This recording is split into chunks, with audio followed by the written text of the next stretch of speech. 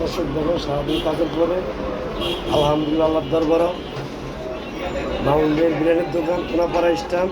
আমি যে জায়গায় বইয়া এখন খাবার খাইতেছি এটা হলো আপনার কোনাপাড়া স্ট্যান্ড মাউন্টের বিরিয়ানির দোকান। তো আমি অনেক সময় এখানে খাই। আমার পরিবার তো অসুস্থ, যারা আনতে পারে না, অনেক একটা কষ্ট আছে, পরিবার অসুস্থ, তাই আমি মাধ্যমে এখানে খাই। এই যে দেখেন ডিম আর খিচুড়ি খাইতে আছে। দর্শক অনেক গোসলটা করতে পারি না, আরও কিন্তু পরিবেশ খাবার দেওয়া ভালো।